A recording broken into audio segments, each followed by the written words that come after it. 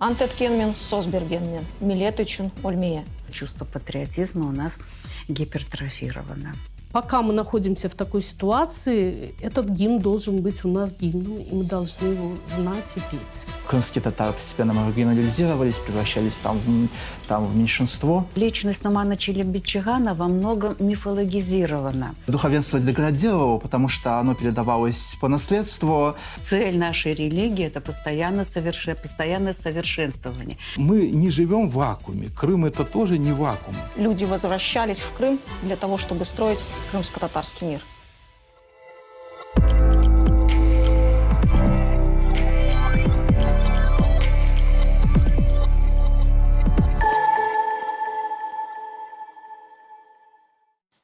Селям алейкум. Это очередной выпуск проекта «Миркес».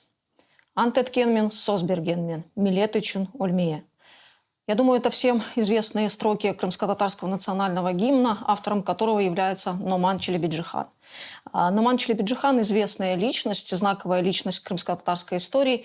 И сегодня, в этот день, естественно, выпуск нашего проекта посвящен его личности. Сегодня мы будем говорить об эпохе, той эпохе перемен, которую пережили и Номан Челебиджихан, и его современники. Когда я вчитывалась в строки национального гимна, я пыталась рассмотреть в этих строках не только гимн, да, как таковой, как некую нашу такую сублимацию наших эмоций, национальных чувств, да, но я пыталась читать его как, прежде всего, стихотворение. Именно таким оно было создано изначально. У меня возникло ощущение обреченности. У меня возникло ощущение, что это был такой вот реквием, да, стихотворение реквием, которым автор готовил себя к той непростой судьбе, к той непростой истории, которая его ждала. Ранет Ханум. Номан Челебиджихан не пережил еще тогда, мы не видели тогда Второй мировой войны, депортации, еще не было расстрела интеллигенции в 37-30-е годы, и не было еще красного террора. Откуда такая обреченность? Он, наверное, формировался именно вот в исторических каких-то событиях, и будучи человеком, я думаю, чувствительным, и который все в себя вбирал. Он вырос в этой истории и хотел вырасти. Хотя он вырос в семье богослужителей, да, то есть и дедушка, и отец, и его дядя, то есть и сам он учился богословию, да. И я думаю, что в этом его феноменальность. Это его гениальность. То есть человек может быть прорицатель и видя или зная историю, хотя он не сразу же знал историю, да, что произошло в 1783 году, те изменения, да, иммиграции и прочее, прочее, они сформировали в нем, видимо, вот человека, остро реагирующего на общество, на изменения. Вот даже возьмем его произведение «Карлгачлар Дувасы», да, и это же обычный рассказ, да, про мальчика, который вот учился в школе. А если же вникнуть вот в это произведение, то мы видим всю историю, да, народа, что закрывались школы в то время. Он сам этому, как говорится, подвергся, да, в их селе закрыли школу, он вынужден был уехать в Джанкой и прочее, прочее, да. То есть, опять-таки, вот это даже с детства его формировало как личность. Я думаю, что все равно его вот эти какие-то прорицательские способности легли в основу вот его, даже 33 года он прожил, он совсем мало прожил, да. Но я думаю, что в этом его феноменальность, я думаю, что мы до сих пор многого не знаем о Номане Челебиджихане. Поэт-пророк? Да, поэт-пророк. И я бы не назвала наш гимн реквием. Нет, ни в коем случае. Он даже не гимн, это стихотворение, потому что реквием мы знаем, когда поется реквием. Да. Я думаю, что, скорее всего, это стихотворение пробуждения, которое должно... И пока мы находимся в такой ситуации, этот гимн должен быть у нас гимном, и мы должны его знать и петь. Мирбей, пробуждаемся? Ну, и тут надо сказать, что Номан Челебиджихан, он родился в селе Буюк-Сунах на севере Крыма. Это были места, которые очень сильно пострадали от массовой миграции крымских татар еще в середине XIX века. Сотни сел на севере Крыма в степных районах они опустели, и очевидно, что Номан Челебиджи-Хан, он рос в этой обстановке. Они видели, как менялся этнический состав этих населенных пунктов, как крымские татары постепенно маргинализировались, превращались там в меньшинство. И это, видимо, оказало определенное влияние на становление его характера. Если говорить о последующих его годах, то надо отметить, что это было время Первой мировой войны, это было огромное потрясение вообще для всего того времени. На Западе даже возник феномен потерянного поколения, потому что гибель огромного количества людей, всего погибло 10 миллионов в годы Первой мировой войны. Он участвовал в национальном движении, начинал он участвовать еще в Турции. Это были молодые люди, студенты, крымские татары, которые учились в стамбульских мектебах, в медресе. Они, естественно, воспринимали по своей молодости свое дело, национально-освободительную борьбу как такую через романтическую призму романтизма. И поэтому отсюда, видимо, и такой стих, и такие строки проникновенные. И такие эмоции, да? Да. Шефка Ханум. Так, ну, с одной стороны, Соннах – это село, в котором жил Номан Челебиджи-Хан, по переводу уважаемого очень нами писателя нашего, Алара Мецелесин, Шакира Селима, означает «плаха». То есть жители этих сел, они первыми принимали на себя удар. И поэтому все-таки степная часть Крыма – это воины, да? Южный берег – это больше земледельцы. И поэтому вот этот вот характер воина – это прежде всего эта идея, это родина, это готовность быть жертвой во имя Отечества. Это Номан Челебиджи-Хан, конечно, впитал с молоком матери. Но это еще не реквием, это еще не пессимистические настроения. Номан Челебиджи-Хан учился в Стамбуле. Это вначале лицей Мирджан, потом университет, юридический факультет, а до этого богословский факультет. И, естественно, вы знаете, личность Номана Челебиджи-Хана во многом мифологизирована. И поэтому вот один из мифов, что он обладал даром провидения, но это действительно некоторые строки у него есть такие, что просто поражаешься, насколько точно он мог предвидеть будущее. С другой стороны, это суфии, это человек пути. То есть он выбирает для себя цель своей жизни, вот, и вся его жизнь, в том числе и личная жизнь, она подчинена вот этому пути. И первые строки, они, собственно, вот вывод, он звучит не Ольмек и Чунь, а Бельги и Чунь. Это абсолютные знания. Это вот потом как-то произошла замена. И потом мы, когда говорим об этом гимне, это все-таки гимн, и я считаю, он так и остался на протяжении уже стольких лет, более 100 лет, он остается нашим гимном. Это когда мы поем этот гимн, мы как бы врастаем в него. И для нас самое главное. Вы посмотрите гимны других народов. Это гордость за то, что вот они достигли. Это какие-то бравурные настроения. Да, наш гимн, пожалуй, единственный в мире, который написан на миноре. Но это наша готовность, это наша внутренняя клятва. То есть Отечество превыше всего. Но я думаю, это действительно так и есть, потому что наше массовое возвращение и возрождение нашего народа, оно все-таки показало, что чувство патриотизма у нас гипертрофировано. Можно еще добавить? Вот вы сказали, что только у нас. Я разбирала все гимны тюркских народов, их 15. И действительно поражаешься, особенно тем государствам тюркским, которые имеют свою государственность. Да? Гимны полны оптимизма, радушия, за исключением гимна Турецкой Республики. Да? Он гимн революции, «Истеклял марше». Да? И печальные гимны среди них – это гимн казанских татар, это стихотворение Тукая, Натыля. Да. Кашгарских уйгуров. Я, честно говоря, не знаю, кто автор. И туркменов, которые живут в Ираке. их называют керкуты.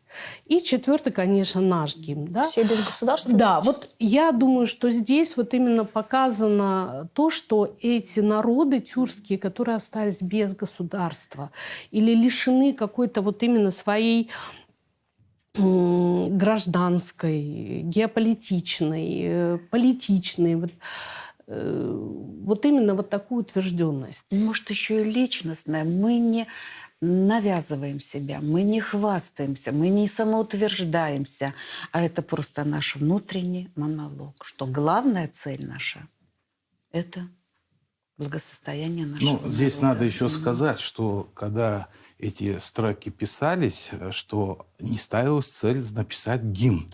Он писал стихотворение. Так, к первому круто. И вот в 19 году, когда мы в Кучук-Калкалы, Завет Ленинский, ставили памятник Нуману Челебиджихану, и посещали и Буюк-Соннак, которого на сегодняшний Не день нет, осталось. там ферма, и Кучук-Соннак. Ну, даже с позиции сегодняшнего дня, когда есть авто, что это такая очень дальняя периферия, и вот там человек, родившись, получая воспитание, там до определенного возраста рос, потом едет в мир и видит мир уже Иной. большой, иной. Стамбул – это же уже центр мусульманского мира.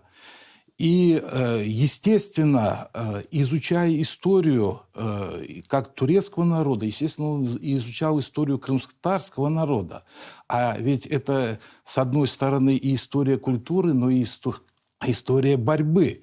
И вот, знакомясь с работой Исмаила Фирдевса по поводу этапов крымско-татарского национального движения, вот Фирдевс пишет, что конец XVIII века до середины XIX века, что это период частых восстаний, которые очень жестоко подавлялись.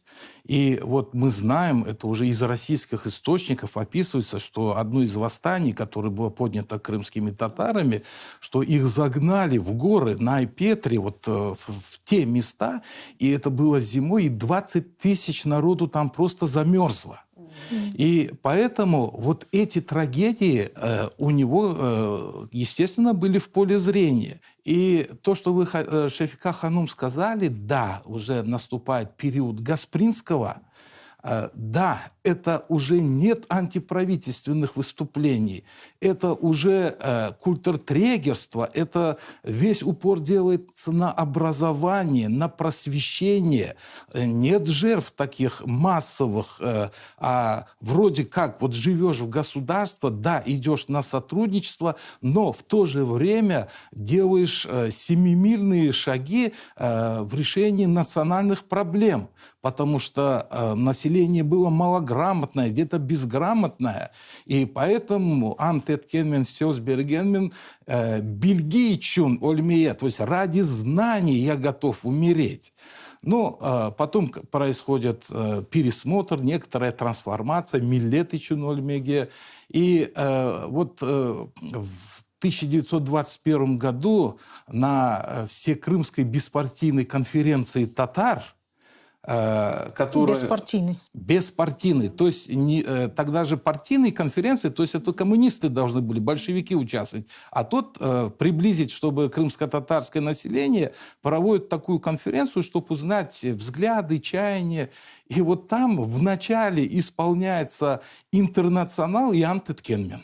Весь зал поет. И мы знаем, что эти слова, они не пелись, но появляется другая песня на этот мотив. И вот когда Сусанна Меметова уже во время перестройки смогла диск выпустить, и все заслушивались вот, этой песни. Ну, а потом, естественно, когда было на подъеме национальное движение, тема Курултая всколыхнулась, имя Нумана Челебиджихана всплыло, и, естественно, вот уже, наверное, больше от нашей диаспоры пришла эта песня «Антеткенмен», которая возродилась и которая исполняется теперь практически на всех массовых мероприятиях. Я думаю, что здесь еще и можно сказать о Нумане Челебиджихане. У него прадед прапрадед и дед владели огромными землями. Но происходит, но происходит что тогда в Крыму? Да? Читая вот эти исторические данные, земли постепенно у крымских татар взимаются, да, теми властями. И в конечном итоге они тоже обнищали, да, Они перестали быть собственниками. обезземелились, да. И вот даже когда мы читаем исторические документы того времени, и даже их манифесты, они были связаны с земельным вопросом. Ну, потому что это собственность, да, это владение. потому что он всегда говорил, и Джафер Седамид, да, и вот они на Курултае обсуждали. Первым вопросом шел земельный вопрос. Раздать землю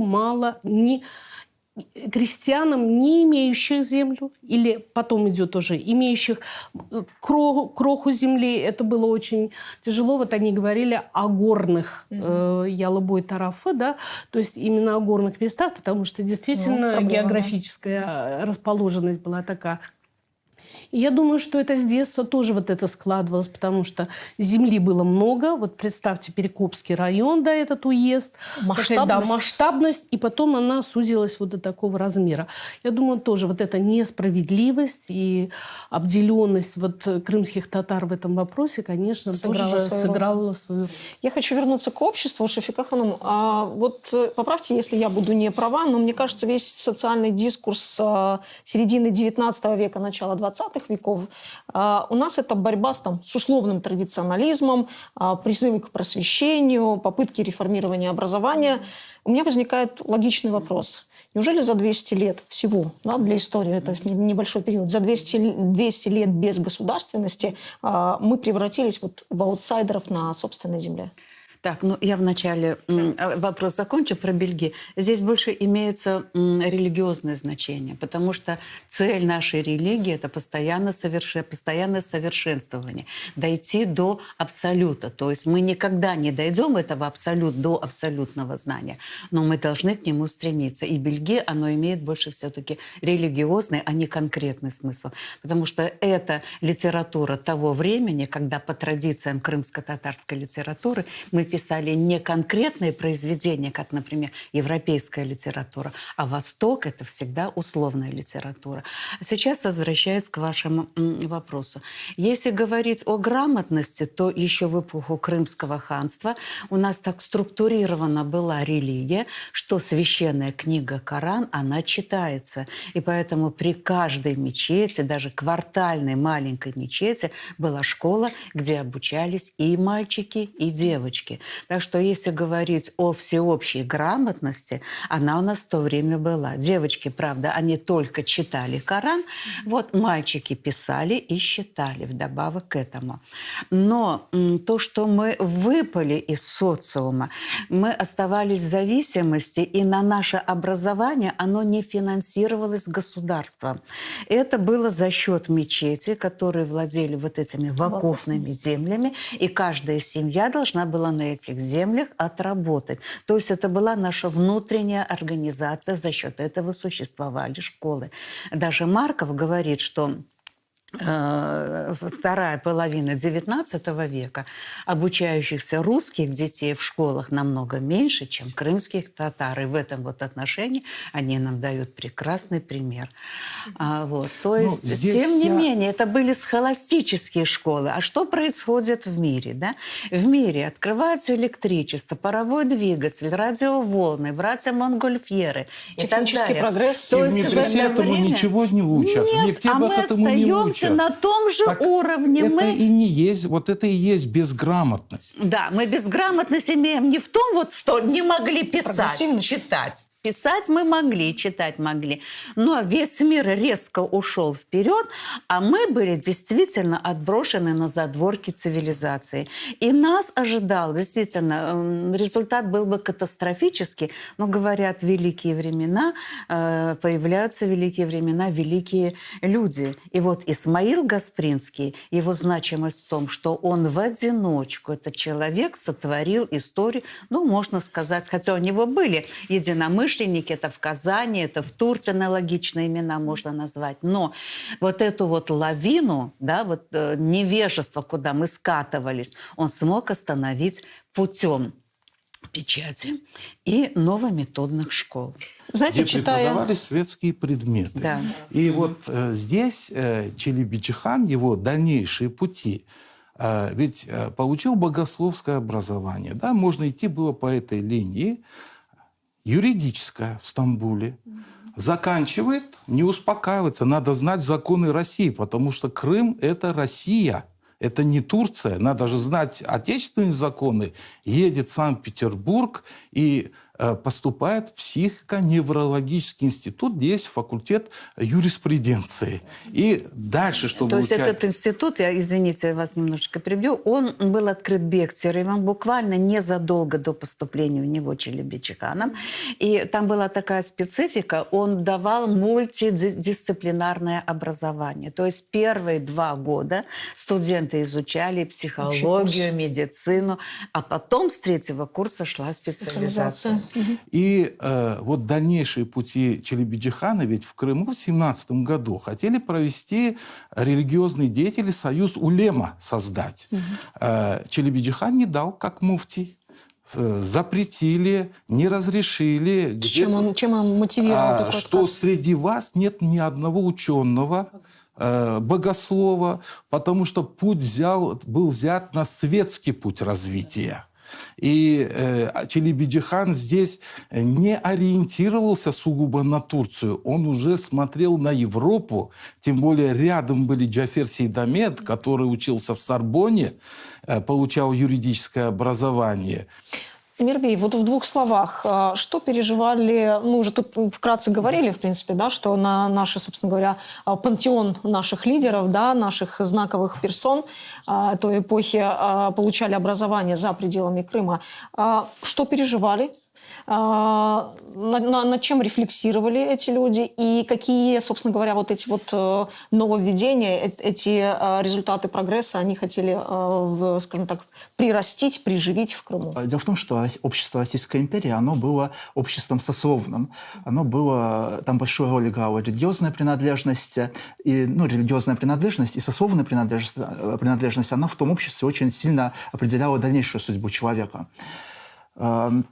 Когда Екатерина II в конце XVIII века присоединяла Крым к России, она действовала и методом и кнута, и пряника, и населению давались определенные льготы, в том числе давались, чтобы повысить лояльность мусульманского духовенства. Принадлежность духовного сословия, она стала наследственной. То есть быть имамами, быть духовными лицами могли быть только дети лиц духовных. Ротация элиты не предполагалась. И это привело с течением времени, это привело к очень печальным последствиям, потому что духовенство деградировало, потому что оно передавалось по наследству, и, соответственно, семейственность, люди отбирались не по профессиональным признакам, и это приводило к деградации. Те же, допустим, вакуфы, они постепенно, в том числе и приходили в упадок из-за действий отдельных коррумпированных представителей мусульманского духовенства. При этом, конечно, духовное управление, оно действовало под под тщательным надзором властей. Съезд мусульман, он избирал 3 кандидатов, которые отбирались под надзором Министерства внутренних дел. Потом один из них выбирался непосредственно императором Российской империи в качестве муфтия. Значит ли это, что крымские татары того периода были лишены определенной субъектности? Смотря какая часть. Дело в том, что сословный народ, он был разделен, с одной стороны, еще и внутри сословными ограничениями. Было духовенство, которое было наследственным, была земельная аристократия, мурзы, беи, которые тоже, соответственно, передавали свои богатства земельные, свои титулы свои дворянские, они тоже передавали по наследству. То есть царская администрация, она считалась с верхним слоем народа, с богатым духовенством, с беями, мурзами, еще как-то там учитывалось их мнение, от них требовалось выражение покорности, верноподданнических чувств. В конце концов, в 80-х годах XIX века это уже коррумпированность высшего духовенства стала уже очевидной и петербургским властям, поэтому была создана вакуфная комиссия, которая возглавляла... Это орган, который стал управлять вакуфами, его возглавлял русский чиновник, как правило. Соответственно, ну, с одной стороны, это было благом, потому что коррумпированное духовенство было отодвинуто, а с другой стороны, это лишало народ возможности самостоятельно распоряжаться Контролировать. своим национальным достоянием, самостоятельно решать, на что нужно тратить эти средства. В 1917 году, когда 25 марта прошел Всекрымский мусульманский съезд, и вот таврическим муфтием был избран Нуман Челебиджихан, а главой вакуфной комиссии Джафер Сейдамет, в собственности находилось 87,5 тысяч десятин. То есть было 300 тысяч, а в 17 году 87,5 тысяч. То есть вся земля крымских татар, которая была, ну, скажем так, объединена в эти вакуфы, Да. социального назначения, скажем Да. так, да, она в итоге перешла помещикам российским. Каким образом? Как раз об этом и говорил на заседании Второй Думы Абдуришид. Каким образом? Каким образом? И ну, до конца сейчас этот вопрос навряд ли удастся Вадим, осветить, вопрос. потому Она что никуда не исчезла, она осталась. специально Что его, значит, ну, сказать, чтобы какие-то публикации, какие-то исследования на эту тему не исследованы до конца. Давайте так, мы продавали с помощью- землю? Конечно. Вот почему заменили, почему взяли... У нас забирали землю? И собирали. Там разные И способы, продавали. разные Это механизмы, но те, кто работал там, вот в этом учреждении, они приложили свои усилия.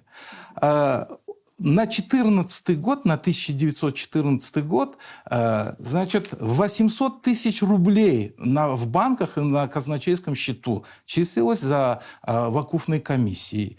И еще было около 500 домов, лавок, там, магазинов, тоже Недвижимость, числилось за вакуфной комиссией. И вот это все, когда пришел Челебиджихан, Джафер Сейдамет, Всекрымский мусульманский съезд, вот это было все крымскими татарами взято в свои руки. И это служило потом экономическим фундаментом для дальнейшей деятельности. Итак, давайте резюмируем. К моменту прихода, ну, условного прихода к власти Нумана Челебиджихана и вообще этой плеяды, да, деятелей, что мы имели? Мы не имели, точнее, чего мы не имели? Мы не имели права распоряжаться собственными крымскими ресурсами, да, это, то бишь, земля и все эти вакуфные земли. Но Соответственно, это как все в государстве. меня все не интересует, меня интересует только Крым. Ну, в отрыве нельзя Да, извините за смотреть. эгоизм. Аграрный вопрос, он по всей России так Это стоит. аграрная страна, поэтому Да, здесь это да. главный ресурс. Ну, земля чтобы мы становится. вот здесь понимали, что вот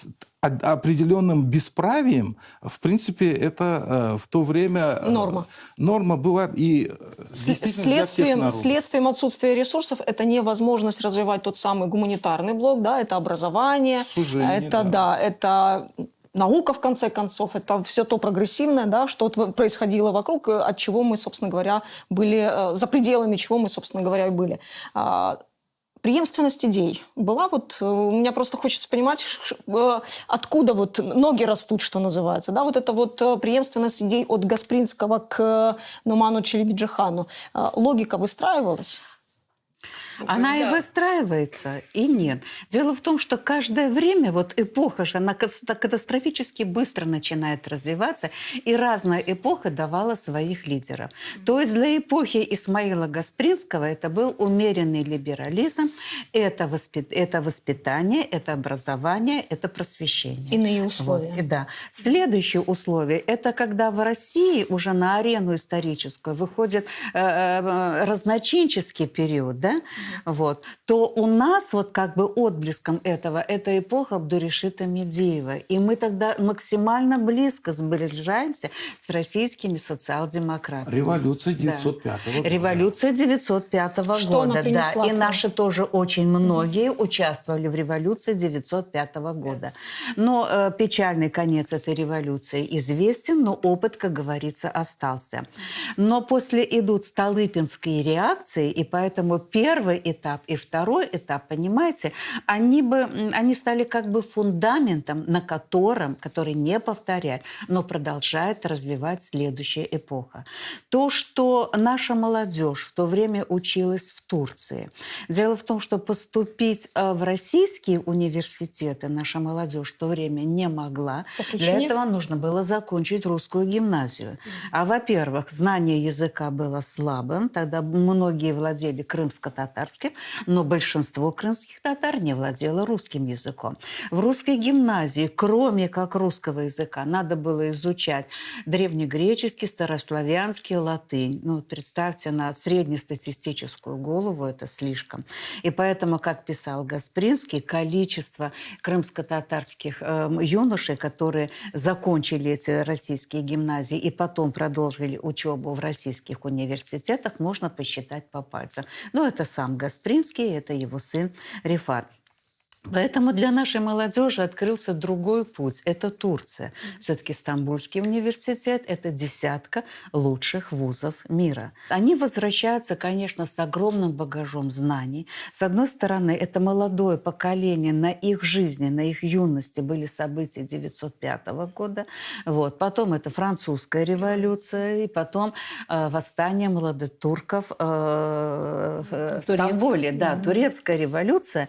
И вот это вот все, понимаете, для людей пытливых. Тем более, что когда наши молодые люди поехали учиться в Турцию, естественно, там тоже произошла какая-то самоорганизация. Крымско-татарская, условно, да, революция начала 20 века, чем она отличалась от революций в других... 905 года это было то же самое, что и в России. Ничем не отличалось. Потому что тогда шло вот наше сближение, и наших крымских татар привлекало. То это братство, равенство, счастье и так далее.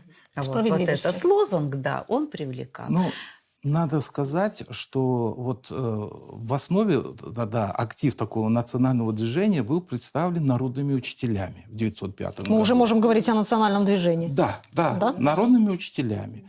Конечно, очень была близка идеология партии эсеров, которая во главу угла аграрный вопрос ставила. Да? Надо сказать, что мы не живем в вакууме. Крым – это тоже не вакуум. Мы живем в государстве. И любые процессы, которые происходят в государстве, в его центре, оно, естественно, имеют отголоски уже на периферии и в Крыму. И вот в 17 году, когда произошла февральская революция в Петрограде, в Крыму тоже началось такое бурление общественной жизни. И вот когда мы говорим о студентах, они начали оставлять учебу. В Крым стекаются его культурные силы. Они, использовав вот этот момент, этот случай, что появилась надежда на продвижение, на решение национальных вопросов, проблем, они едут все в Крым.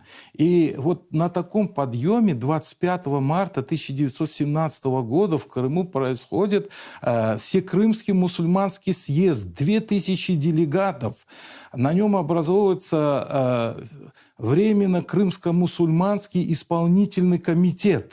Это институциональная часть. Меня, знаете, что интересует? Меня как всегда, вот интересуют идеи. Меня интересует дух эпохи. Да? И вот многие историки, исследователи называют вот этот период крымско-татарского возрождения. Выборность. Что мы возрождали? Выборность. Вот эмир говорил, что муфтиев кандидатуры сначала просматривали на уровне Министерства внутренних дел, губернатора, потом император утверждал. И вот у нас по ошибке говорят, Челебиджихан первый муфтий. Нет, после длительного периода первый выборный у муфтий при свободном волеизъявлении, как говорится. Вот. И главой вакуфной комиссии стал Джафер Сейдамет. Что в итоге, Эльдарбей? Что в итоге... Вот этот подъем... Еще государственности, еще события первого Курултая, они далеко, но съезд учителей, потом богословов тоже, они проходят определенный экзамен. Огромная работа была проделана. Можно я тоже добавлю? Людьми, которые в госустройстве были сведущими. На них большую роль сыграла все равно Турция. В Турции они посещали очень много таких философских кружков. Вот я даже из воспоминаний Джафера Сейдамета, вот на русском языке сейчас зачитаю, это были турецкие интеллектуалы, как он их называл, Ахмед Медхат Эфенди. Это писатель-журналист с прогрессивными идеями.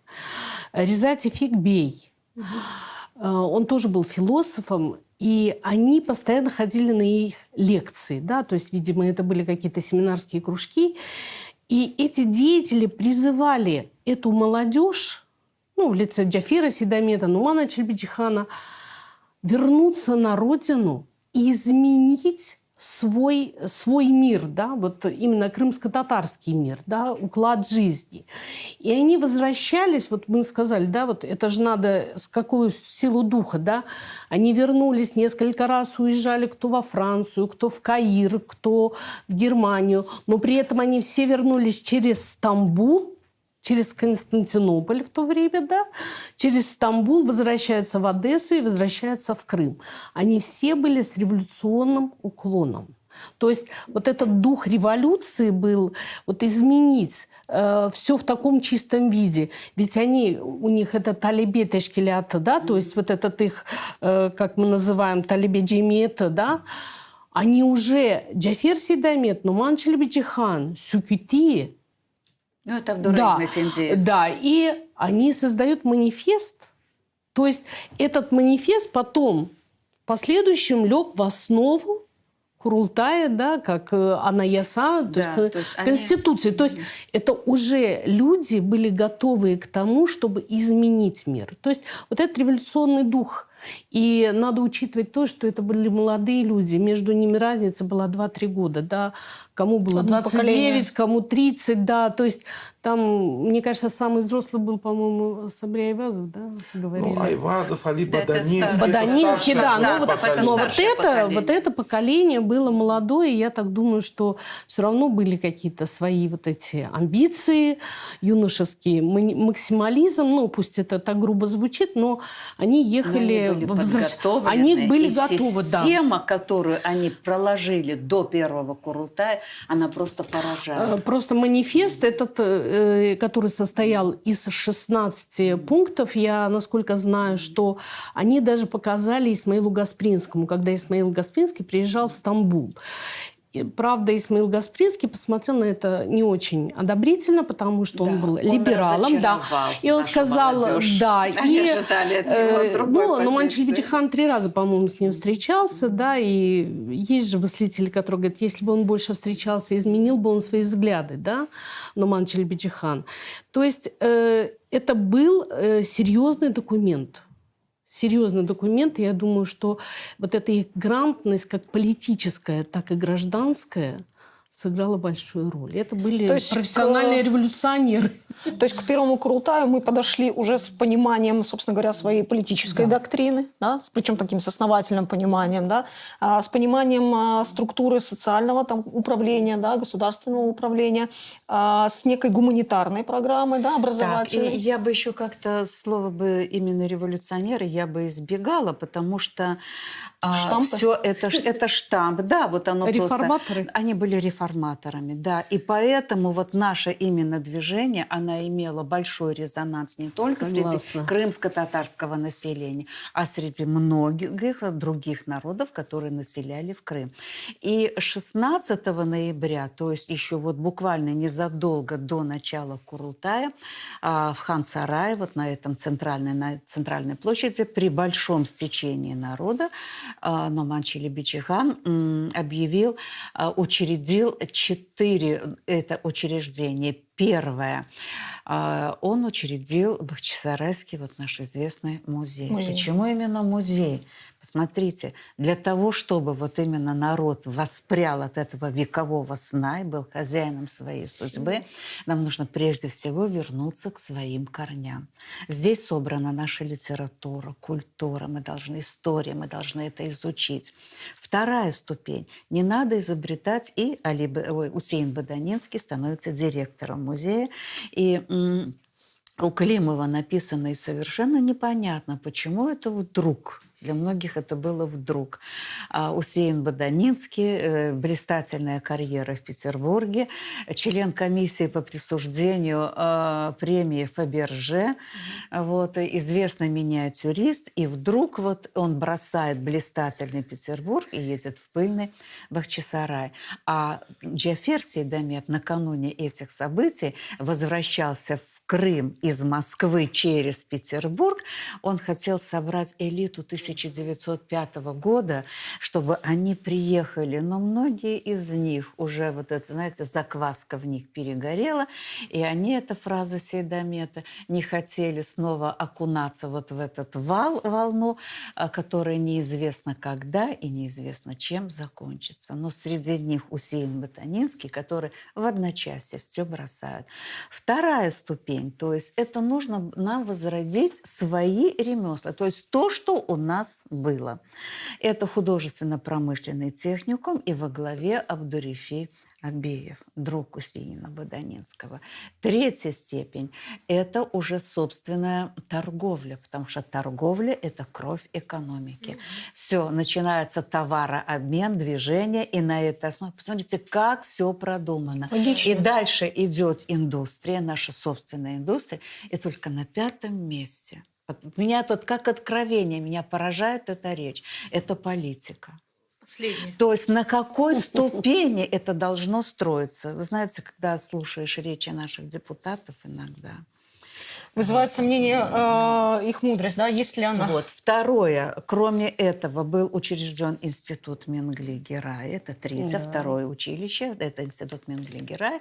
И именно в тот день впервые ввысь вознесся на плацу Хан-Сарая наше знамя с голубой тамгой. Вот. Это тенгрианство, это вера и историческая тамга Герая. Так что вот эти подготовки к первому Курултаю, они шли очень последовательно, очень осмысленно. И вы знаете, я просто иногда сомневаюсь, что вот неужели вот эта горстка молодых людей, в чем-то романтиков, смогла вот так вот планомерно все это произвести. Ну и Системно. потом любая власть основывается на силе, военной силе. А единственная военная сила, она была опять-таки у крымских татар, потому что Джафер Сейдамет из Новогеоргиевского возвращения, это немыслимо, потому что когда он Возвращается с пошел к военными Никандру крестами. Марксу, этому главнокомандующему туркестанским, новороссийским округом, и предложил ему, что вот такие-то события, надо бы вернуть эти войска в Крым. Никандр Маркс, это известный автор легенд Крыма, палеонтолог, человек удивительной эрудиции, ума, он ему сказал: молодой человек, вы благодарите Бога, что я вот благоволю к вам. Вот я должен вот вас сейчас посадить. Вот вы сейчас выйдете из моего кабинета и езжайте-ка вы домой. Но этот Джафер Сейдамет вышел из кабинета, но поехал один с ординарцем своим Сейдаметом Джалтером в Новогеоргиевск. И один вернул 9 составов с материальной частью, с пехотой.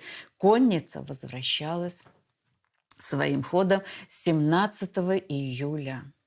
Вот. Таким образом. И потом это вот реформа женщины для того, чтобы принимать участие в голосовании. Ведь наши женщины добились, ну, слово эмансипация, вы знаете, она тоже очень многомерная. Штампованная, да, Вот, стала. да. Вот. Но право голоса наши женщины добились, если в России это в ходе Октябрьской революции, то мы этого права добились в мае месяце. Ну, а если говорить Франция, Германия, Канада, там это уже 30-е, 40-е Гораздо годы. позже. То есть вот такой вот был очень мощный всплеск у нас. И говорить о том, что опять-таки это была революция, пришли к власти, нет. Нет, мы создали проект Конституции. Потому что если бы мы объявили себя, это была бы узурпация власти. Но в то время эта группа, они были уверены. Понимаете, весь расклад сил говорил о том, что все сложится именно вот так. Они просто ждали учредительного собрания, когда всеобщим голосованием это будет подтверждено. Они никого не лишали права. Никого. Но все учредительское собрание, знаете эту печальную фразу «конвой устал». Но революция, они же сами это слово употребляли, как и Джафер Сейдамет, как и Нуман Челбичихан. То есть, ну вот само слово «революция», оно, может быть, на тот момент было актуальным. Они говорили И- о революции, о событиях в России. Ну да. Но не о событиях в Крыму, потому что долгое время, когда действительно там захлестывали волны революции на материке, вот этим островком, тихой гаванью оставался Крымский полуостров. Даже в этом наша лаконичность, наша аккуратность и деликатность даже в этом просматривается. Да? Мирбей, вы хотели? Ну, насчет того, что революционеры или реформаторы, это зависело от конкретных обстоятельств. Вообще на них произвело, на поколение Номана Челебиджихана большое влияние оказала, как уже говорилось, молодотурецкая революция в Стамбуле. Тем более она происходила во время пребывания Номана Челебиджихана и Джафера Сейдамета в Стамбуле. Они были студентами, это все происходило буквально на их глазах. Молодотурецкая революция, она вообще произвела большое... Это была первая успешная политическая революция в мусульманском мире. И она имела большое влияние, она породила движение и младо-афганцев, и младо-бухарцев, в том числе в Крыму было движение младо-татар. То есть Номан Челебиджихан и его сторонники, они говорили от имени крымской молодежи, крымско-татарской молодежи. И в какой-то степени это было стремление к обновлению. С другой стороны, молодежь как двигатель изменений, перемен, это имелось в виду.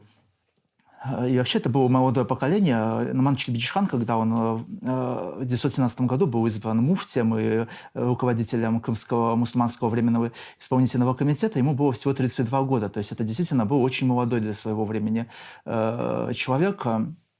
Знаете, в предыдущем выпуске нашего проекта «Миркес» мы говорили об этногенезе крымских татар, и историками, исследователями была высказана такая мысль, что крымско-татарская нация, она была окончательно сформирована как политическая нация именно в этот период. Насколько как вам кажется, насколько эта идея имеет место быть, мысль? Действительно, нацию это формирует не количество людей, не время истекшее, а именно общие дела. И поэтому, конечно же... Просто события того времени, они дали возможность выплеску этой энергии и для решения проблем народа. Опять-таки, если бы не февральская революция, то есть центральная власть бы не зашаталась... Триггер.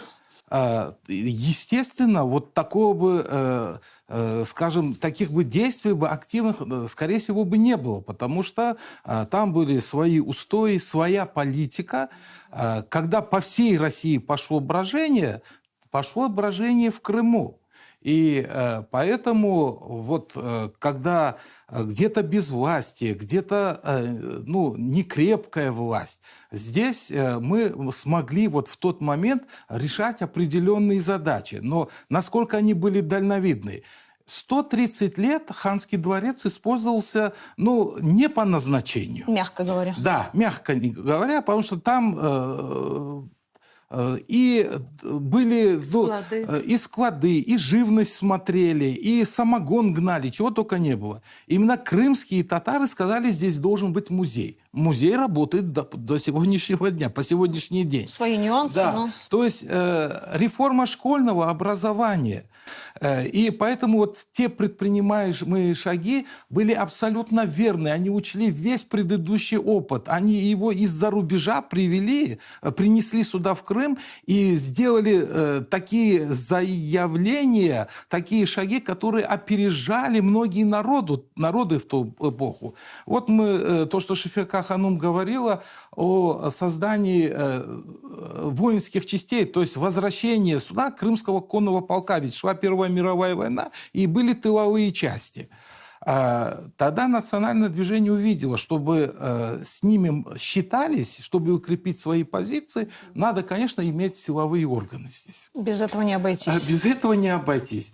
Крымский конный полк – это не только крымские татары. Там командующий состав вообще, и младший офицерский состав, средний. Это ведь это были, с одной стороны, крымские татары, но не крымские татары. Там это русские, грузины, там Думбадзе фамилия встречается. Разный этнический состав. Конечно, конечно. Почему они просто прониклись этими идеями? Нет, это была государственная политика, но когда люди вместе служат и вместе кровь проливают, у них уже нечто большее становится. Они Это же- единомышленниками становятся. Конечно. Они могут, даже какие-то у них расхождения в политическом плане, но когда рука об руку идешь на смерть, там другие отношения выстраиваются. На эту тему можно долго говорить. Знаете, Он что был меня... арестован тогда первый раз, Да. вот 23 июля 2017 года в 5 утра севастопольская контрразведка пришла к нему на квартиру, арестовала и увезла в Севастополь его. Тут поднялось все население. Волнение. Народ не заседание. дал его в первый На раз. следующий да. день освободили. Да. Знаете, что меня интересует? Вот, Шафика Ханум, ухвачусь за ваши слова и за вот ту логику действий, которую вы выстроили, да, наших исторических деятелей, да, персон. Ведь они начинали не с политики. Политика была на далеко не первом месте. Да? Они начинали с гуманитарных просветительства, гуманитарное, да. Потом самосовершенствование личности. Вот если экономика, ресурсы и так далее. Я знаете, что хочу спросить? Почему сейчас мы все мерим политическими горизонтами? Почему мы не мыслим вот в таком онтологическом контексте? Почему вот у нас все ситуации всегда требуют клятв? Ну, вы знаете, этот вопрос немного не ко мне, потому что все-таки я вот занимаюсь филологией, культурой нашей, и поэтому я считаю, да, красота спасет мир. И я вижу реакцию людей, с которыми приходится нам беседовать, показывать нашу вот эту вот духовную культуру. Вот. И я думаю, это с моей стороны все-таки тоже такой существенный вклад. И я про то, знаете, что... в политику сейчас почему-то лезут все. Все хотят сразу пробиться в дамки. Вот. Ну, давайте все-таки вспомним Номана Челебиджигана, да, что для этого существует, если ты действительно хочешь состояться как политик, путь очень долгий, вот, но верный. Да. Мне кажется, что люди этой эпохи, исторические вот эти вот масштабы того времени, да, мне кажется, это про глубину, это про ответственность и про понимание гораздо больших вещей, чем просто вот сиюминутные какие-то политические требования и заявки. Мне кажется, вот тот крымско-татарский мир, который они строили, реальный крымско-татарский мир, он гораздо был важнее, чем политическая программа, собственно. Хотя институциональных приобретений, которые мы получили в наследство от них, значимости их никто не отменяет. Можно на тот вопрос ответить? Да, конечно. Нам намного легче, чем нашим предшественникам, потому что у нас есть уже опыт их достижений, их ошибки. Мы их видим. Во главу угла ставятся интересы народа. Крымско-татарское национальное движение имело разные формы борьбы. Вот, как уже говорил, и вооруженные восстания, и просветительский период, и периоды митингов. Все мы проходили, и государственного строительства в Крымской ССР. Поэтому вот в зависимости от сложившихся условий, от тех реалий, оно принимает те или иные формы. И если сегодня, скажем, на первый план выходят вопросы культуры, образования, искусства, экономики, обустройства, значит, национальное движение примет эти формы своей борьбы и работы. Потому что открытие школы, открытие памятника, написание книги – это тоже борьба, это тоже работает на нас. Вот сейчас перепись, в этом году будут озвучены ее результаты. Надо сказать, что численность крымско-татарского народа сегодня равна численности до начала Крымской войны.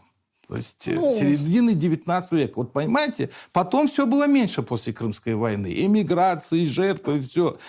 Выслали нас, совсем все сократилось. И вот мы подымаем шли. Вот это мы не должны растерять. Численность... Человеческий потенциал? Конечно. А все к нему будет прилагаться. Нарастать, да.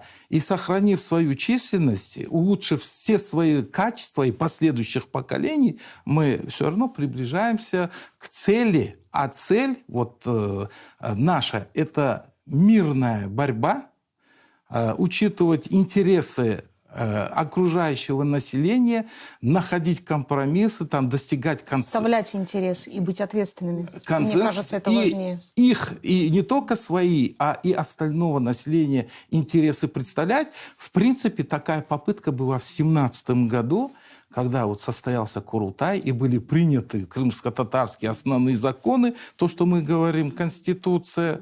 Вот. И там в одной статье говорилось, что окончательную судьбу Крыма должно разрешить Всекрымское учредительное собрание. Давайте на этом поставим точку, хотя тема настолько объемная, настолько интересна, что рассуждать на эту тему можно еще не одну передачу, не один выпуск. Я знаете, что хочу, чем закончить хочу? Мне важна та мысль, что люди возвращались в Крым для того, чтобы строить крымско-татарский мир. Блицы. Ренат Ханум, Нуман Челебеджихан, поэт или пророк?